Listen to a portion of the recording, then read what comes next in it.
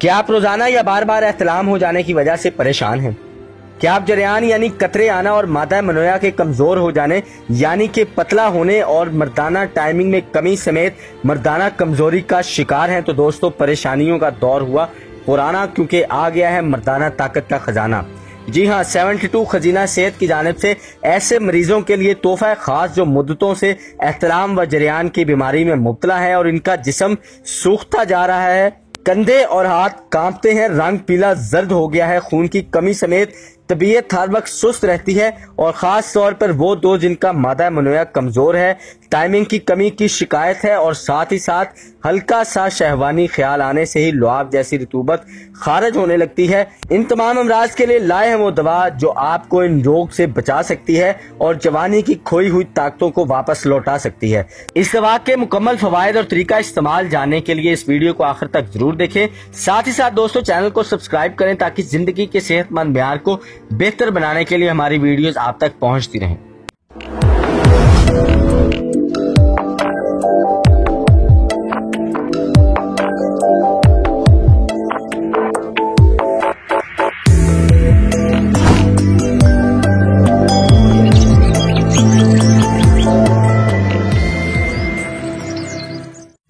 मेरा नाम है मुशारफ अबरार और मैं बतौर तालिब इल्म तिब आपकी खिदमत में हाजिर हूँ। दोस्तों जिस तरह मोबाइल या गाड़ी चलाने के लिए इसको समझना, इसको सीखना जरूरी है, इसी तरह जोरावर मर्दाना ताकत के लिए जवानी में जो तब्दीलियां जिस्म में रोनमा होती हैं इनको समझना निहायत जरूरी है। और अगर बात की जाए एहतलाम की जरूरत क्या है, एहतलाम क्यों होता है, तो अल्लाह पाक ने इंसान को बेहतरीन कवायद पर पैदा फरमाया और मर्द से पहले इसका हल भी इंसानी जिस्म में ही रख दिया। एहतलाम ही वो पहली निशानी है जो किसी मर्द के बालग होने का ऐलान करती है। इसका मतलब दोस्तों ये हुआ कि अब ये मर्द अपनी नस्ल पैदा करने के काबिल हो चुका है और इसके मादा मनोया में औलाद पैदा करने वाले स्पर्म्स बनने लगे हैं और इनका जिनसी निज़ाम वर्किंग में आ चुका है, यानी मनी बनकर मनी की थैलियों में जमा होना शुरू हो गई है। दोस्तों तिबाए करीम यानी कि तिबाए कराम मनी को चौथे हजम का फुजला करार देते हैं। दोस्तों ये बात निहायत समझने वाली है। अगर आप एक नौजवान है तो आपको अपने बॉडी के निज़ाम का, अपने बॉडी के स्ट्रक्चर का और ये तमाम काम क्यों होते हैं इनका अच्छे तरीके से समझना बहुत जरूरी है ताकि आप अपनी मर्दाना ताकत के साथ साथ अपनी ओवरऑल हेल्थ को मेंटेन रख सकते हैं। ठीक है दोस्तों, और अगर बात की जाए तिबाए कराम के मौक़िफ़ की तो वो मनी को चौथे हजम का फुजला करा। दोस्तों ये मतलब हुआ कि मनी जिस्म के आज़ाब बनने की सलाहियत रखती है, क्योंकि मनी के जरिए ही तमाम जिस्मानी अज़ाद तख्लीक पाते हैं। एक कतरे से जो है एक पूरा बच्चा जो है वो तख्लीक फरमाया जाता है अल्लाह ताला की हिकमत के जरिए। तो दोस्तों मनी के अंदर जो है वो अज़ा को बनाने की, उसको तामीर करने की सलाहियत मौजूद होती है और जब ये जिस्मानी अज़ाद बनने के लिए इस्तेमाल ये मनी नहीं होती तो दोस्तों फिर ये फुजले के तौर पर होती है, यानी हमारे जिस्म का एक्स्ट्रा वेस्टेज होता है अगर ये हमारी थैलियों से बढ़ जाए। देखिए एक लिमिट होती है। अगर आप पानी की टंकी की सिंपल एग्जांपल लें तो अगर आपके पानी की टंकी फुल हो गई है तो ओवरफ्लो करना शुरू कर देगी। और दोस्तों अगर बात की जाए मनी के हवाले से तो अल्लाह ताला ने इंसानी बदन में फुजले यानी कि फाजल मनी के अखराज के लिए एहतलाम का निज़ाम रख दिया। और दोस्तों अगर ये निज़ाम गैर तबई हो जाए यानी कि मनी का अखराज अननेचुरल हो जाए और नेचुरली चूंकि एक हफ्ते के अंदर 2 मरतबा एहतलाम हो तो इसे नेचुरल समझते हैं, इसे नेचुरल कंसीडर करते हैं। और दोस्तों अगर एहतलाम 2 से ज़्यादा मरतबा हो या रोज़ाना की बुनियाद पर हो, चूंकि ये मर्ज है और ऐसी सूरत में मनी ज़्यादा खारिज होने की वजह से जिस्म में मनी की कमी वाक़ हो जाती है, जिसका सबसे बड़ा ये नुकसान होता है कि मनी के अज़ा बनने की जो सलाहियत है उसमें भी कमी वाक़ हो जाती है।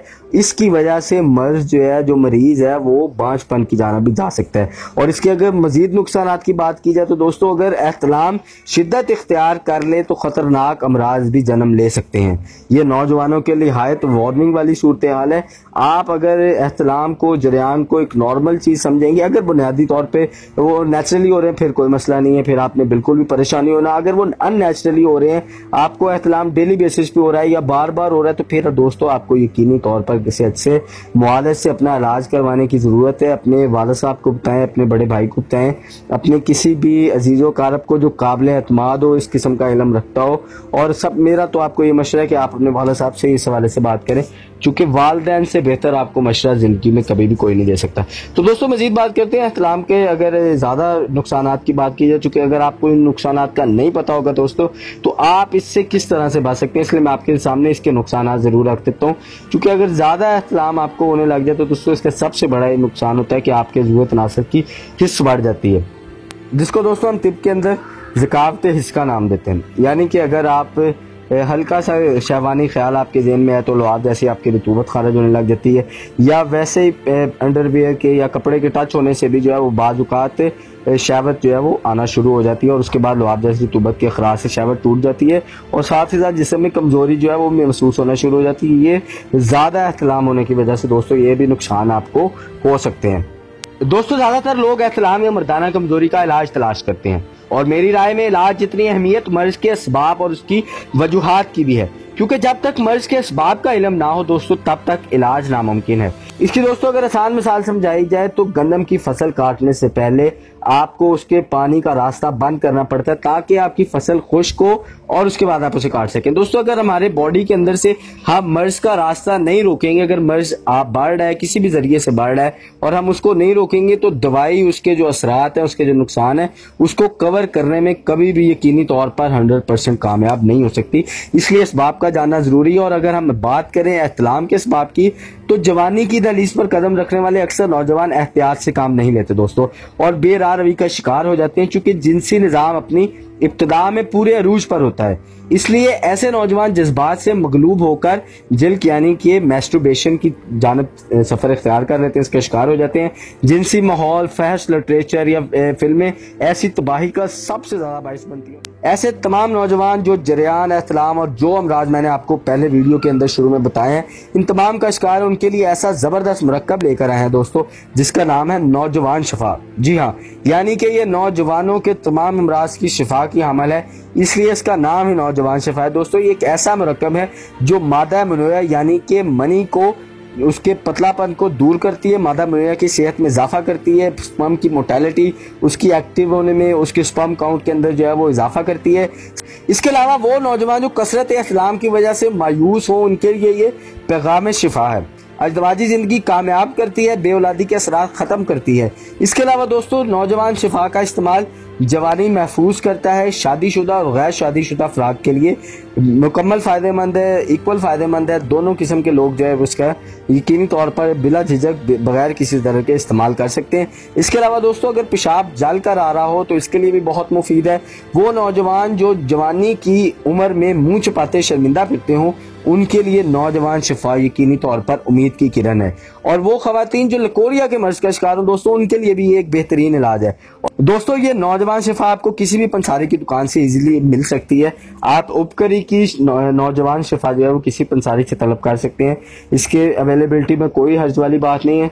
और दोस्तों एक बात का आपने और ख़ास ख्याल रखना है, इससे पहले कि मैं आपको इसका तरीका इस्तेमाल बताऊं, आपने एक बात का खास ये दोस्तों ख्याल रखना है कि नौजवान शिफा के अंदर चूंकि कीमती जड़ी बूटियाँ शामिल होती हैं जो कभी कभार जम जाती हैं या मौसमी अफराद की वजह से कभी कभार नमी का भी शिकार हो जाती है, तो आपने इस हवाले से परेशान नहीं होना, चूंकि ये 4 साल तक काबिल इस्तेमाल होती हैं। इसकी एक्सपायरी डेट 4 साल तक होती है। जिस भी हालत में हो इसको आप अच्छे तरीके से मिक्स कर लें, और मिक्स करने के बाद आप इस दवाई को 4 साल तक इस्तेमाल कर सकते हैं, इसका कोई जरूर नहीं। और अगर दोस्तों तरीका इस्तेमाल की बात की जाए तो चने के बराबर दवाई आपने सुबह शाम ताज़ा दूध के साथ यानी नीम गर्म दूध के साथ अगर आप इस्तेमाल करना चाहें तो आप नीम गर्म दूध के साथ इसे इस्तेमाल कर सकते हैं। और अगर इसकी टाइमिंग की बात की जाए तो आपने खाना खाने से 1 घंटा पहले या खाना खाने के तकरीबन 1 घंटा बाद इस्तेमाल करनी है। और एक खास इसकी दोस्तों जो एहतियात है वो ये है कि आपने एक चने से ज़्यादा इसका इस्तेमाल नहीं करना। अगर आपका मर्ज ज़्यादा है तो आप मेरा व्हाट्सएप नंबर मैं डिस्क्रिप्शन में भी दे दूंगा, उस पर मेरे से रब्ता कर सकते हैं। कोई भी आपको इस हवाले से मसला हो तो दोस्तों आप मेरे साथ यकीनी तौर पर रब्ता कर सकते हैं। और कमेंट सेक्शन में अगर आपको कोई भी सवाल हो व्हाट्सएप पे आप ना कर सकें तो आप कमेंट सेक्शन में अपनी एज और अपना मसला डिस्कस कर सकते हैं, मैं आपको कमेंट सेक्शन में भी उसका जवाब दूंगा। और अगर मेरे आप व्हाट्सएप पे मेरे से कॉन्टैक्ट करना चाहें तो डिस्क्रिप्शन में मैं अपना व्हाट्सएप का नंबर भी दे दूंगा, आप मेरे से व्हाट्सएप पे भी कॉन्टैक्ट कर सकते हैं। आपने दोस्तों इस चीज़ का खास ख्याल रखना है कि आपने एक चने से ज़्यादा सुबह शाम के अलावा इस्तेमाल नहीं करनी। अगर आपका मर्ज ज़्यादा हो तो आप मेरे से रब्ता करने के बाद इसको 3 मरतबा भी इस्तेमाल कर सकते हैं। और एक इसके अलावा दोस्तों आपने जो काम करना है वो ये काम है दोस्तों कि आपने सुबह नहार मुंह कम से कम 5 गिरियां बादाम जो है वो लाजमी खानी है। ज़्यादा से ज़्यादा आप 15 भी खा सकते हैं, 20 भी खा लें, कोई हर्ज वाली बात नहीं है। कम से कम 5 गिरियां बादाम आपने साथ में इसके लाजमी खानी है। दोस्तों ये आप नौजवान शिफा जो है इसकी तकरीबन 1 डब्बी तक का इस्तेमाल ज़रूर करें। अगर आप मुकम्मल नहीं कर सकते तो आधी डब्बी इस्तेमाल करने के बाद 1 हफ्ते से 10 दिन तक आप गैप डालें, उसके बाद आप दोबारा इसका यूज़ जो है वो शुरू कर दें। तो यकीनी तौर पर जब 1 डब्बी आपकी ख़त्म हो जाएगी तो जरियान, एहतलाम, मर्दाना कमज़ोरी समेत आपके मर्दाना ताकत में इजाफा होगा, आपकी मर्दाना टाइमिंग बढ़ेगी। मर्दाना टाइमिंग बढ़ाने का भी ये तरीका चुके ये शादीशुदा लोगों के लिए और जो एहतलाम का शिकार है और गैर शादीशुदा है, जरियान का भी शिकार है, उनके लिए भी दोस्तों यकीनी तौर पर पैगाम शिफा है। तो लौट आओ कुदरत की तरफ, जहां सेहत के पूरज़ा खजाने आपके मुंतजिर हैं। तंदुरुस्ती मुबारक, पाकिस्तान जिंदाबाद।